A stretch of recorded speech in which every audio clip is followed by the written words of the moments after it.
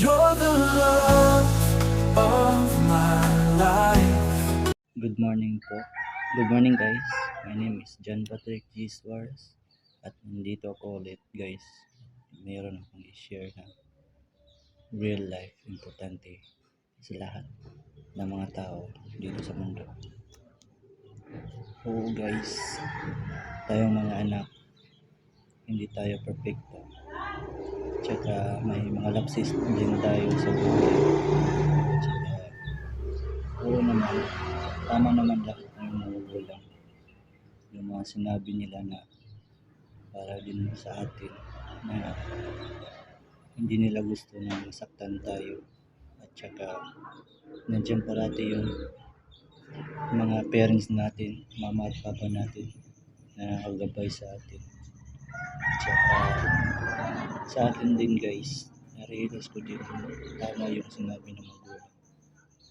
At saka huwag kayong magtanim ng galit sa mga magulang niyo dahil gusto na nila na mas ma-stable yung buhay mo tsaka sa bagong pamilya mo. At saka guys, sa akin guys, hindi ako perfecto na anak. Pasalamat ako ngayon dahil may mga magulang ako na sobrang bait. Sa ngayon guys, stable na yung buhay ko ngayon, may trabaho na ako ulit. At saka sa ngayon guys, nag-leave lang ako sa trabaho kasi mag-attend ng araw ng kasal ko ngayon, February 14. At saka tapos na lahat, na-process yung papers namin sa kasal. At saka tapos na din yung sundo. At saka sa araw ng kasal namin, sana guys, bigyan mo kami ng more blessing. At saka mapatibay yung bagong pamilya ko ngayon soon. At saka guys, huwag tayo magtanim ng galit sa ibang kapwa-tao at sa mga parents natin. Nandyan siya parati, nakagabay sa atin. Yun lang masabi ko guys, yung mga mahal natin sa buhay, huwag natin baliwalain yung mga sinabi nila sa atin para lang sa ating sarili. Yun lang guys, masabi ko.